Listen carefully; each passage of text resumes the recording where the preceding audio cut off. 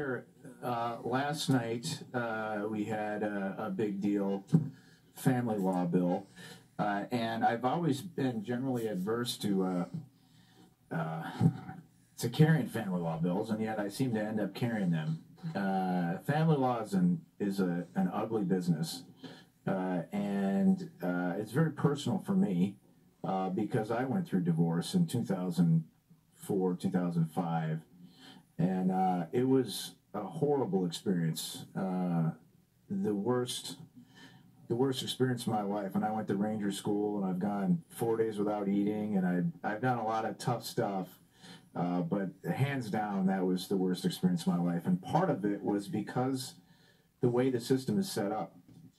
My ex and I, after a grueling process of a long time, had come to the conclusion of what we were going to do and how we were going to handle custody and child support and all that business. And as difficult as it was,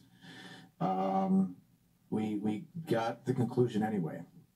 And I told my wife, okay, well, go to a lawyer. And I was so dejected at this time. I was beside myself, unable to even to think clearly about anything. But I said, take it to a lawyer and, get it memorialized. And I didn't know the phrasing of it then, but it was a stipulation. We'll do a stipulation and get it signed off on and sent to a judge. Well, a few weeks later, I get this scud in my mailbox, which is you're going to owe $1,700 a month child support. You're going to get see your kid one weekend every 2 weeks, and all this blah blah blah blah blah. I called my wife at the time, and I said, "What the hell is this? What happened to our agreement?" And she said to me, "Well, I talked to the lawyer, and the lawyer said I only represent you, and I don't represent him," which is true, right? I think they thought you said so. Anyway, and which was true, and she said, "Well, you're just trying to get out of paying child support, and you're trying to take my kid from me." And I thought, well, that wasn't our, agreement. I'm not trying to do that at all. We're trying to cooperate on this. But the system is set up whereby family law attorneys, and I practiced family law. It is the principle that if the only tool you have is a hammer, every problem looks like a nail. And there is this constant pounding and pounding and pounding on various nails, and the family loses in the long term on that. And everyone has a different story about it. Mine was horrible, and we ended up that she and I so I ended up having to lawyer up also.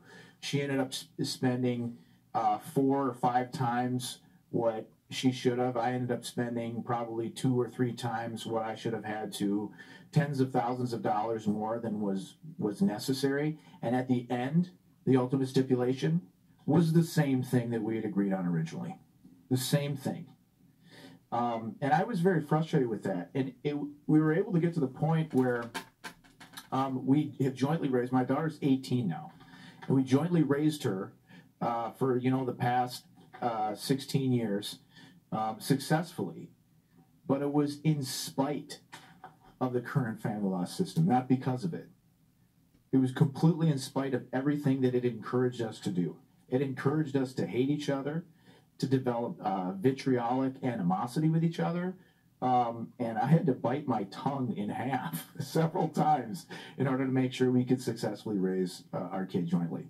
It was really hard. And I also would add, I know there are plenty of reasons that there are individuals out there who could take advantage of their partner.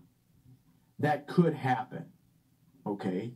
But I ask you to keep in mind that there are thousands of cases like mine where families are driven apart and forced to be not to be unable to raise their child jointly successfully because of the current system. We cannot forget about all those folks as well too. So that would just be my intro and my testimony here. Smarter people who've dealt with this a longer amount of time who can tell you the technical reasons why we should do this.